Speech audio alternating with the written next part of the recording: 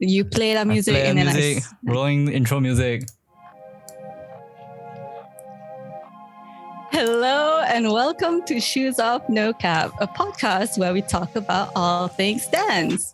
Today, Izaz and I are here with Marvin, the big boss of Mustang Dance Academy, established in 2009.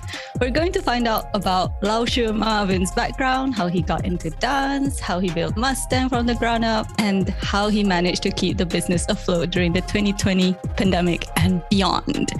This is definitely something we've been wanting to find out when we were doing our first season, but we thought we'd wait until things are a bit more stable. And I guess it has been somewhat stable since Marvin is here with us today. But before we get into the business side of things, Marvin, could you briefly tell us when and how you started dancing? Okay. Yeah. I started dancing when I was 15 years old. It was during high school. But one point that I want to clarify, it was when I started dancing. It's not I danced since 15 years old. I stopped the intense part of the training a long time ago. Just focusing on other stuff. But going back to the question, I was actually in a scout troop in high school. And this is not just for myself. It somehow links to how Mustang came about, because the Scouts troop's name is called Silver Mustang. So Silver Mustang, then I remember that time I was like Form 3, and then there were like seniors, and then they were like dancers already, and then they are like trying to recruit people in to have a performance for the annual Hari Guru, which like everyone looks forward to, I think. Yeah. So so we had like a legit like a mini audition, and then I just got selected, and we just performed. And still remember performing, the first style was breaking. I think that was the point where I just fell in love with performing because of the crowd. And then for me, I'm like a very shy person. For me to accept that kind of response from a crowd really satisfies a different part of my emotion. So that first performance is very close to my heart, and that I think that ignites the fire for me to continue dancing on. I think that's how and when I started dancing. So the name Mustang didn't come from the character in Full Metal Alchemist? No. Definitely not. It was from Silver Mustang Scout Troop. And then, we all represented the Scout Troop to perform a dance performance. And then, instead of Silver Crew, we called us Mustang Crew. Oh. Yeah, so that. Hold up. When you say you had an audition, right?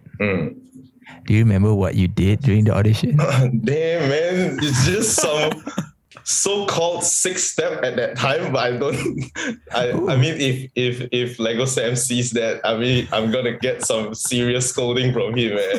But that was so long ago. The only source of dance information that we have was just YouTube, and YouTube was still very new.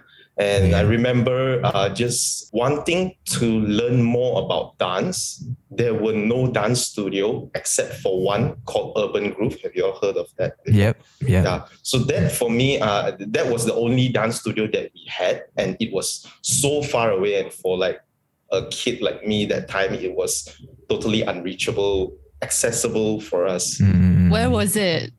It was in Subang, I think. Yeah, they're in USJ 21 now, but I'm not sure where they used to be. Yeah, that was like legitly the only dance studio that we know of at that period of time. And then apart from that, we just only had YouTube. What year was that roughly? 2005. Ooh. Yeah. That is really early on. 2005, yeah. And then, I mean, honestly, all of us, we loved breaking so much, but we find it hard because of the information that we want to find. It just wasn't there. But I mean, somehow we switched to something which is more accessible and easily to learn through YouTube, which is the style called animation. Okay. I mean, it's not the thing that we want to give up on breaking, It's just that we really tried to dig, and then, at that period of time, YouTube was just like, if you just type in breaking, it comes out something else, like breaking a vase or something. It's not like the dance breaking, So the source of information is definitely lesser compared I see. Yeah. So all of you guys decided to like make a crew and then decided to turn into animation when you realized that like there was not enough breaking information out there.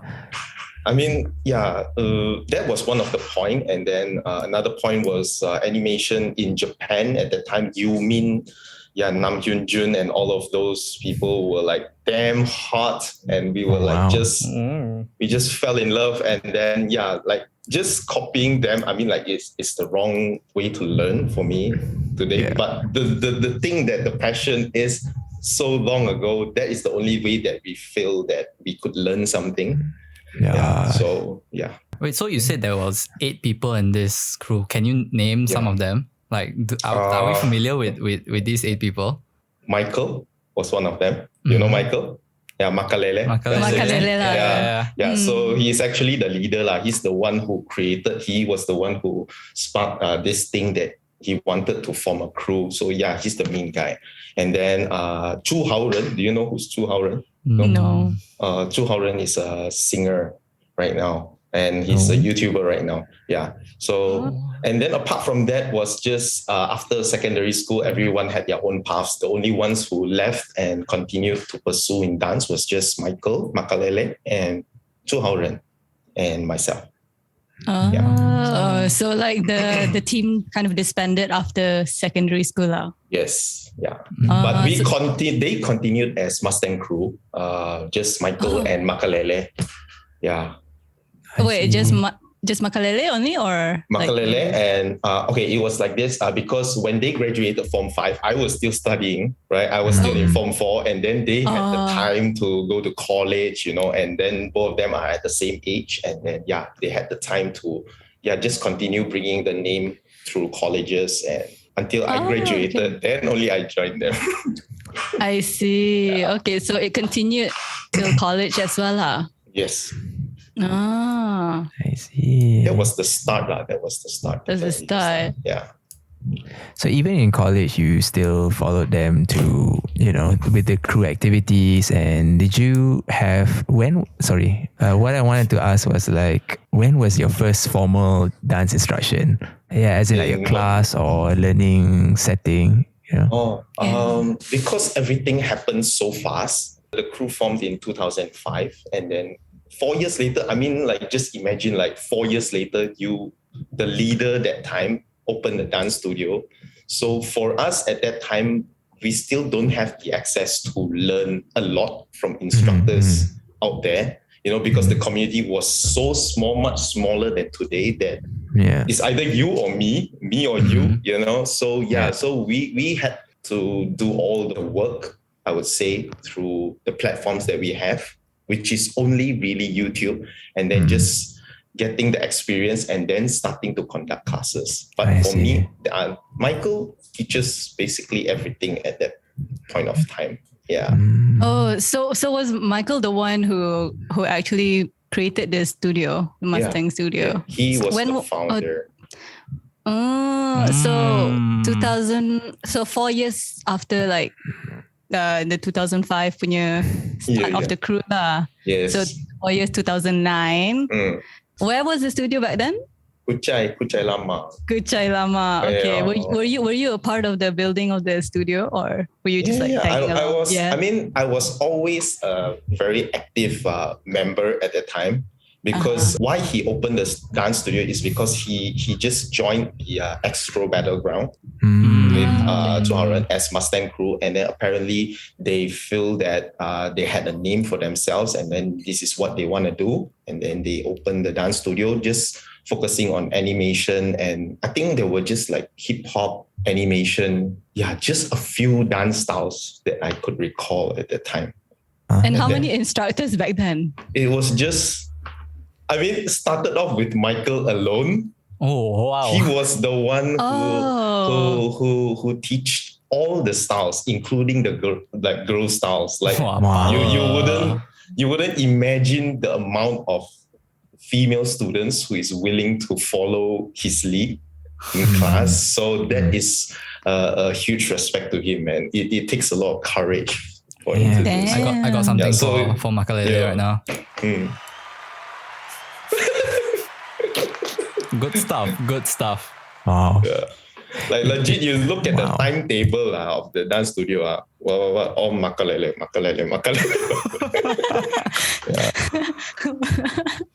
I was just thinking, I want to see Makalele do the Macarena. Wait, so that time it was just him? Yes, it was just him. Wow. When did you start teaching then? He gave me the opportunity to teach when I was 21 years old. What year was that? Damn, let me recall this first. Wait, Okay. what year was that? 2000? 2010. 2010. 2010. I was like, 2000 you were 20, so now you're 42. Oh, damn. Yeah, 2010. Yeah. 2010. Okay. Wow. Okay, so a year later lah. That was the time where we formed another crew to join Astro Battleground again. That was the last time that we joined as a crew that represents Mustang. It was still Mustang crew then, was it? Yes. That was when Simon came in, aka Tristan. More and more instructors come in. Yeah, so more and more styles. Oh, you met Tristan after you joined Battleground in 2010, right? Yes. Did you guys win? Unfortunately not. We got like 5th place. It was a very, very sad and emotional part of our dance progress. Oh no! Why was it sad and emotional? Because the format at that time, it's not like the recent Battleground format where solo dancers go in and join. So you join in as your own crew, and the format of the dance is like they would just ask you to prepare 3 competing routines, which you might not be able to perform them all. You have to make sure each one of the piece is good enough to compete. And just knowing the fact that, like if I don't go through the first round, the next 2 piece, even how good we felt it is not going to be shown at all, Yeah, so that was what happened. Yeah. So the one that we are least confident with, we just unfortunately we were out that round. No, it's okay, man. I'm sure it was still really, really good. Do you guys do showdown as well? No, man, we don't. Oh, yeah. So Mustang crew has only competed at Battleground. Yes. So was that the last time that you guys competed together? Yes, that was the last time. And then after that, basically everyone had their own paths. So then at what point did you take over Mustang, and like what happened? Why did Makalele left? I think it is a very complicated situation. It was in the end of 2013. The studio has been operating for 4 years, and in between Simon came in as one of the partners with Michael. Instead of Michael alone, Michael and Simon conducts the whole studio and manages the whole studio. But at the end of 2013, there was some certain circumstance that caused the studio wanting to close. At the end of 2013, I remember that Mike just gave me a call, and then he said that he plans to close down the studio. And it is a very complicated situation where it is not only just the financial side that concludes that he wants to close down the studio. So that personally breaks my heart, because I know that basically every day, what do I do is this: I go to college. After that, I go straight to the studio up until late at night. Then I go back home. So just realizing that this place is going to be gone is definitely not just for me, for so many other people as well. So and then we talked about it and we discussed like what can we do to survive this thing. And then the result of it, the solution was for me to join in as one of the managing team for a temporary period of time. Oh, wait, this was in which year again? It was 2013, in right? 2013. Yeah. And so that was the plan. I mean, for me to just join, because I was still in college. I was still in my final year of my bachelor's. But that is the solution that we came up with, and then we agreed upon, and then yes, so I joined in temporarily lah. And then what bachelor's did you do? What degree? Business management. Perfect. And on the path that you have to take lah. The path that That's you a perfect fit, in my opinion. But honestly, when you really run your own business, man, the things that you learn in college, I wouldn't say that it's not 100% directly can be applied, if you know what I mean. You know, I mean, like, what? The college didn't taught me that, you know, like this was a surprise most of the time. Yeah. So so the plan was just for me to take over the management side for temporary period of time. And then, how long is that temporary period of time? I mean, 6 months. Okay. Yeah, about that. Yeah, and then hopefully that things go on well. But yeah, that didn't work out. Then what happened? And, so Michael just decided to step out from the management team, and just pursuing other careers, you know, just testing out other industries. Then that just left me and Simon at that time. Yeah.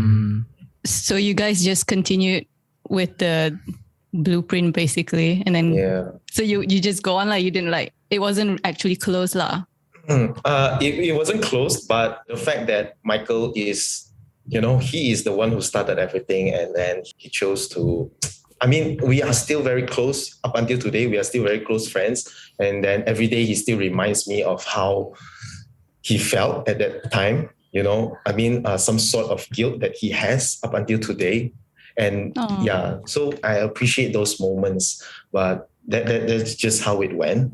Yeah. So we got through that period. So it's all good.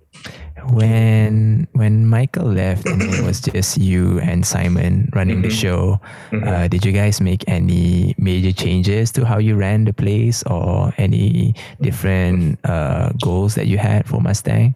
Basically, before I came in, I saw a lot of things that I felt that I could help in terms of managing, you know, like just very basic stuff like admin stuff, filing, paperworks. Those are all not applied when they were running it. So for me, it's like I already foresee a few things that I could improve in a way. Just having black and whites, you know, these are all proper filings that we should do as a business, you know. So for me, that is the first thing that I had in mind, was just applying basic business management, as well as basic ethics and also service that all businesses should apply. Because for me, I mean, I have my own plans on what I want to inject into Mustang. Like, let's say, what culture, what would I want to build in Mustang, you know, but I don't feel that that is the appropriate time to start, because it needs a lot of changes in terms of how a basic business should run. So I applied that all first. I think it took like quite some time for us to adjust to those changes. And then only started to, you know, do the things that differentiate us from other people. I see. Answer your question. Nice. Yeah. Yes, you've answered it in a lot of detail. We appreciate that a lot. Yeah. Oh my God. Okay, cool. So why you're so emo, man? No. We want to know. We're just listening. Like, and I'm also thinking. Let bro. Tinggal digest. Kena digest all this information. Okay, so 2013 ke 2014 you took over? 2013. 2013. Yeah. So at that time you were like kind of like building the basics of black and white and all that. Then when do you like include more instructors? Can you like just explain how your business process was, like from that time you took over until like it started running? I mean, it just came into play as like the thing that I said just now, just applying basic business ethics and management into it. So when did there's no like specific time where I said like, yes, man, right now this is the time where we want to recruit like, let's say 5 instructors. There wasn't a time like that. It was just like, it was a slow growth that we had, it was a tiny step that we had, like, when we felt stable and then we felt confident and then we had someone in mind that we want to get into the team to teach. Yeah. So all the things have to align and then we took the step to, so that is how we slowly grew the team of instructors. Okay. Speaking of instructors, like how do you choose the instructors? Like, did you have a criteria or did you like hold auditions first? How Hey, hold up. I mean, there are a lot of, for me, I would say like a lot of underrated dancers in Malaysia. It is quite sad to see that they choose to leave dancing to pursue on other things because they are just so bloody talented that it is a waste for our industry to lose those kind of people, So, so going back to your question, for me, again, there is no specific structural criteria that I have in choosing an instructor. But for now, if let's say we want to include a new instructor into our lineup of teachers, I would say that we try not to have a similar style of the current instructors that we have. Basically just an addition of instructors of getting to be able to share something different, which is similar to an instructor that we already have, and that is one of the criteria that I look for. And I mean, it's not a criteria, I would say. It's just, this person is something different, man. He can give something to our students. Checks the point. Let's go, man. That's how it goes. Do you check their Instagrams and all that, or do you like? Of course, man. Ask them or like ask them to audition in front of you, coach? No audition, man. Because these instructors that we have them in the team, right? They are like already seasoned instructors, so we already know that they know how to conduct a class. We already know how good they are. They can share. They can teach. They can. Give a lot of knowledge to our students. So for us to give an audition, man, that's a little bit, that's the comfort zone that I'm confident enough that, they can teach and they can share more, then, it checks the box. So it's like you reach out to them, like, hey. Right now is just me and JL. We take turns, it depends on the situation. I see. Yeah. Mm-hmm. Oh, speaking of, guys, listeners, if you haven't heard JL's episode yet, go ahead and listen to JL. Oh yeah, that was a really good one, guys. Yeah, that was really good. Mm-hmm. I had a lot of listeners. You say what? You said hip hop didn't choose me. I choose. No, I didn't choose hip hop. Hip hop chose me. Yeah, that's his line. That's his line. It's just sitting outside right now. And then just now you mentioned like Battleground. During JL's episode, JL also was like he joined Mustang because he saw Mustang at Astro Battleground. Yeah. Oh yeah. He told me that the lives you inspired, man. Yeah. Amazing. So I give also you want another to round ask, of applause. Shout out to Michael, yo. Yeah, shout out to Michael. Go join his animation class. Yeah, man, y'all should join, man. What time on what day is it? Animation? Animation class. Saturday, every Saturday, Sabtu.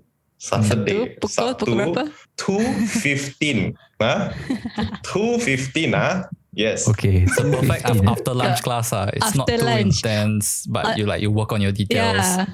Honestly, personally, like I've gone to Michael's class, and like after lunch is okay. Your tummy won't hurt so much. Okay, wait. Before we move on, like I wanted to ask, when did you guys move to Bukit Jalil? These are all like history. Like kita kena korek balik kan. 2015. Wait, so how many locations has Mustang had throughout its history? The first one was Kuchai, Then we went to Bukit Jalil, and then Bukit Jalil again because it's the same area, but then we changed the studio. It's so ridiculous, man. This is like. Wait, so what happened to MDA one right now? It's still a studio there, but it's like a main storage room for the cafe. Okay, right. Because it's just a hectic headache, man. If you want to conduct like 2 sites over here, you're gonna like cross the road or something. Yeah. You know, That's true. Oh, you have been through that, right? Yeah, you understand that. I remember my first time there. Like I went to because Google brings to the MDA one the first studio, Mm. and then I remember. I think I took a class there first, or I can't remember. But I remember Feeder bringing me to the other Yeah. studio. Yeah, without the signboard, and then we're like, what? Yeah. What the hell? There's a studio upstairs, you know? Wait, so when did you Yeah. open MDA2 at Bukit Jalil? It was all 2 years apart. Okay. Okay, like 2013 was in Puchai. I came in, and then 2015 we shifted to Bukit Jalil. 2017 we opened MDA 2. Then 2019 apa jadi? 2019 preparing for COVID lah. Oh, 2021. Macam dah tahu dah. We saw it coming, so we take it slow. Give it 2 more years, huh? No. Yeah, but amazing. Like within that time, like you guys actually renovated. Well, you actually created a new studio down, like the second studio. That was last year, lor. Okay. Yeah. So if we ignore the 2 years of COVID, we are still in track, lah. You know. Oh, that's great. That's pretty cool though. Yeah, that's Because pretty of cool. COVID, we got a delay 2 years. Damn, very like good business plan, are you? Okay. The wall in the Studio A, you guys painted yourselves, right? That was an emblem created by the the Mustang crew that I mentioned in high school. One of the guys from the crew, he is an I would say like a designer or something. So he designed that thing, and then it was in the studio in Kuchai Lama, and then we decided to shift. But then we loved that logo so much that we want to bring it with us as well. You know, so he drew that and he painted it with some help of his partners. And then so we shifted over to Bukit Jalil. We asked him to do that, the same thing again with the wall, and that happened. Yeah. So that's the logo, the with the apa? Yeah. Tanduk. What do you call? What do you call that? And is that a proper like horse like Mustang kan? It's not like horse. Bull. This question we Bull. deer or horse. I pun tak tahu lah. With the helmet. Yeah. So what was it? Why that? I mean, I think he wanted to draw a horse lah, but then ended up. I think I remember I asked him that he said it's a deer. Like But Mustangs playing are around. horses. Yeah, that's what I know, right? So it should be a horse. I think it is horse. Yeah, and then there were like some Chinese words down there. It's called like Wu Shi Tang. Then this it has a hidden meaning to it. Man. Can you guys like wait? We really need to now. Yeah. Can we leave this in the final edit? I love this. Yeah. Did you get your answer? Because I don't know Chinese, you know, I just know how to speak it. So whenever I see the word, I don't know what the hell is that. So they're like, oh, it looks cool, you know. It's like, oh damn, it looks cool. Then I will ask, what's the meaning of it? Yeah. So Wu Shi Tang. Wu Shi means is dancer. Yeah, and then Tang is like a place for the people of dance. Yeah. So it's just these 3 words. I thought Tang means soup. That's a different Tang. Oh, okay. Yeah. Like in Chinese, there's Li Tang, which means hall. Oh. And then like Ji Tang would be chicken soup. Sorry bro, I'm Melayu. We don't speak many languages. Man. Yeah, same with you. Man. I also tak faham lah. How did it evolve to the current logo now? Actually, we changed quite a few times, the logo one. And then the latest one was the one that we stick to the longest, I would say. Yeah. And that time I was designing the logo, and then I was just like, you know, just look at some Chinese characters that I don't understand, and then I feel like, hey, this one looks cool, you know. Then I tried to change it a little bit, and then for me the inspiration comes from one roof, you know, that is like a home, you know. So I want to do like a atap, like a roof, you know. So some of them say that the word is like there's another meaning to it, like it's like a human or something like that. Ren.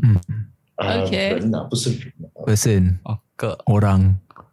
进来，个是什么？ The end as well. 啊，个2个哦， Oh, means. Ah, damn! I should know that, man. No, it means ke. Ke means it's like that. It's like So a penjodoh bilangan. Like ke is like a penjodoh bilangan. It's a counting. Macam satu orang, dua orang. So the ke is the. Okay. GL taught me this as well. Yeah. Okay. So yeah, but basically the whole main inspiration was the roof. Yeah, and then we just tried to create a roof, and then just having some elements that is, that I feel that it represents us well. Because the old ones are all very complicated, it's like, then you put into Instagram, it's like, so that's for me, No, now it's very minimalistic and simple. I like it simple. That's the trend Simple. now. Minimalistic. Cool. Yeah, too. Oh yeah, when are we gonna have like the next Mustang Dance concert or something like that? Damn. Yeah. We miss it, man. The last one was pandemic. 2019. And then honestly, we are still considering to do it this year. But KL needs more like auditoriums or theaters, Because with the last one that we had, it was like it fits 600. So right now, if we were to decide to do it, it cuts down to half. How are we going to do it? Yeah, and someone is like, I don't think it's realistically going to happen this year, but definitely if it's not this year, we really, really want to do it next year. I mean, not just for you guys, man. We are like, we need that. We need that period of coming in together and then creating a show together, Yeah. Yeah. Without that, it is a missing piece in the year. That's kind of true. I mean, I've been to a lot of studios and learned from a lot of studios before, but then when you have that like one showcase or like that one concert where like the entire studio and all the classes that they work together, and it kind of gives your students also a purpose to keep training, and it bonds your students with each other. I think that's the really good thing about what you guys were doing with the dance concert as well. So in the end, you end up with a really nice community, endlessly supportive, and everyone's like just friends with each other, and I think some of you would even call like some of the students from Mustang family as well, in a way. So we really, really miss the dance concert, bro. I pun miss lah. We gotta do it soon, man. We gotta do it soon. What are some events that like Mustang is looking to do this year? The upcoming one is a K-pop dance cover competition. Definitely that is the finals is going to be in May. So the venue of the finals is the one that we are doing for the concert. The one that we did for the concert. So yeah, just looking at it, the packs like from 600, now we only can fit 300. Yeah, so that is the first one that we're looking to. And then hopefully a year end with we are planning something which is more street related. Okay, shit, I have to come back. Convince Diana to come back, Marvin. Make her come back. She will lah. She will. Confident. The water dispenser needs her. Yeah, you sent a card to Mustang, right? Yeah. Did it arrive okay? Yeah, it's in perfect condition. It took like 3 weeks to arrive, right? It was so fast. I'm so surprised. Yeah. Nice to have like sudden moments like this, like, hey, then like that day like Chai just showed me and then was like, what is this? And I read, oh damn. These are the moments that starts going.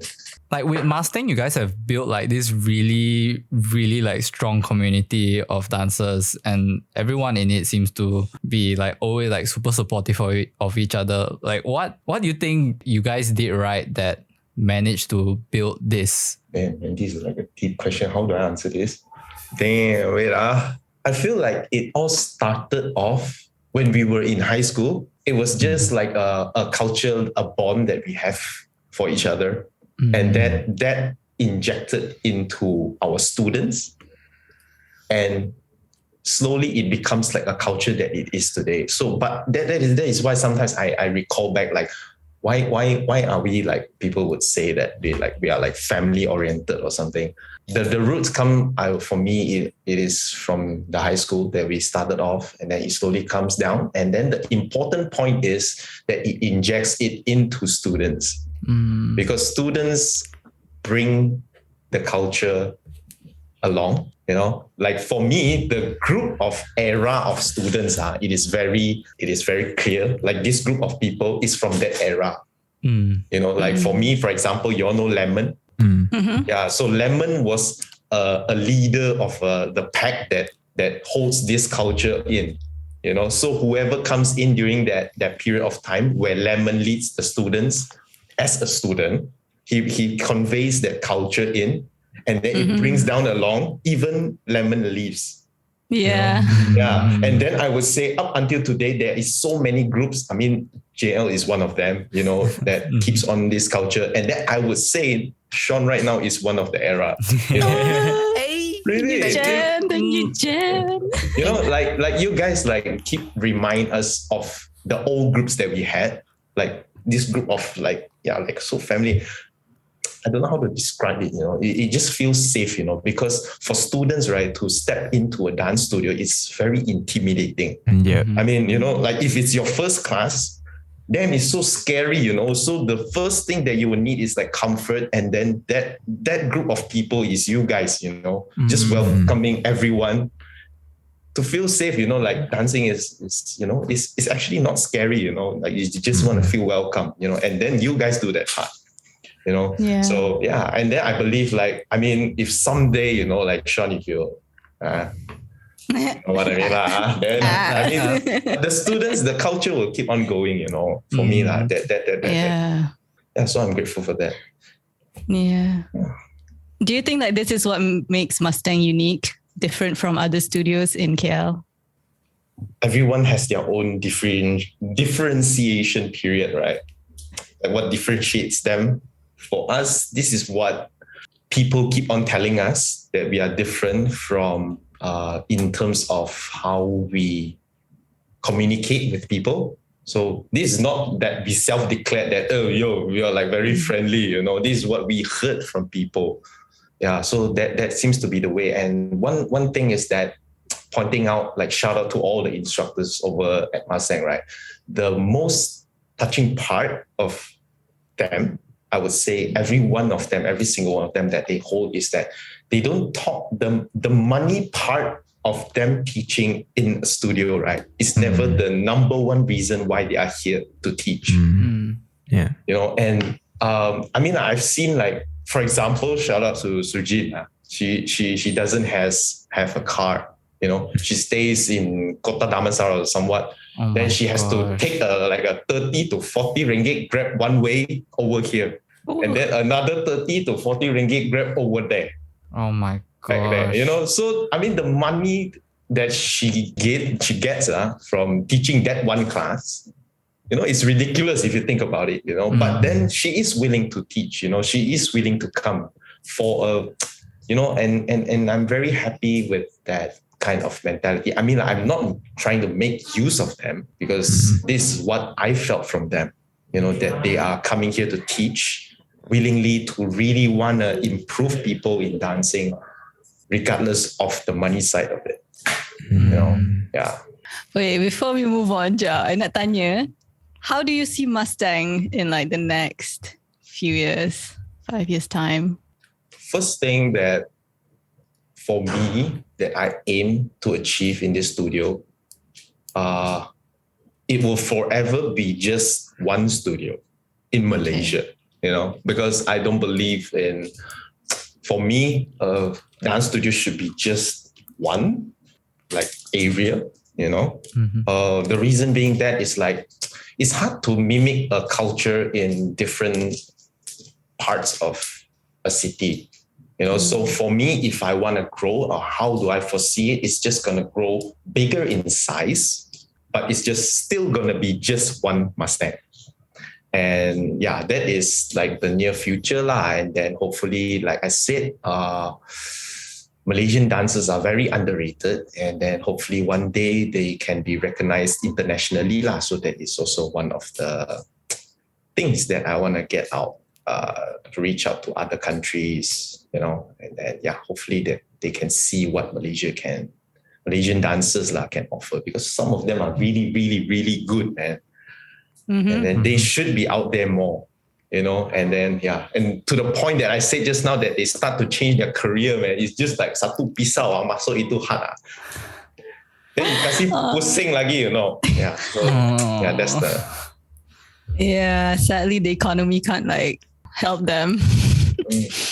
Yeah, it's really hard for dancers, and it's a real shame to see that, considering how amazing Malaysian dancers are. It's so sad to see people have to change career, or they have to give up on things they enjoy because it's not sustainable for them. And I've danced in LA, or I can say Malaysian dancers are on par with the United States or whatever country. No, I was just about to say that a lot of other industries also have been affected really badly as well. So it's sad to see dance is one of those industries that's involved in it as well. Yeah, most of my pilot friends have been either laid off or they've had to pivot to other careers. All of a sudden, sedih. Sedih. So in terms of Mustang, if you want to stay in one location, then you have to ambil the next shop lot lah. I mean, we don't know, man. Take the car wash shop thing downstairs. Take the corner lot. Then after that, just knock down the walls and make it long. Make it bigger. Make it bigger. Two floors. You make it into one floor. You can have high ceiling. Take the entire shop lot, guys. I put that in my note now. Okay. Okay. Corner lot must be bigger. Okay. Bigger, yes. High ceiling. Bigger in area, bigger. Definitely. I mean, the space right now, even with the new one downstairs, is not even close to what a dance studio should be. I would feel, just make a Mustang complex. Even better. Oh, dude. Mustang complex. The entire shop lot, bro. The entire shop lot. The entire row, just Mustang. Knock down all the walls. Make your one giant studio. Buy all the shops next to you. Don't kasih pressure. Hey. 2 years. Every 2 years. Every 2 years, buy one shop. Yeah. Rent. Okay. Hiya, Diana here post-recording. It was really great that we got the chance to chat with Marvin, hear his story and share it with you all. It's amazing that Marvin saw the potential in Mustang and created something that's meaningful and beneficial for the dance community. In the next episode, Marvin shares a bit more about how he and his team navigated the business through the pandemic and many, many lockdowns. I'm really glad that they've managed to stay alive despite all of that. Mustang has a special place in my heart because it's where I grew so much as a dancer, and I hope you listeners can have the chance to experience the good vibes there if you haven't already. So be sure to subscribe so you don't miss out on the next one. Do share this episode on your socials and tag us at Shoes Off No Cap on Instagram because we love hearing your feedback. Take care, stay safe, stay healthy, and keep dancing!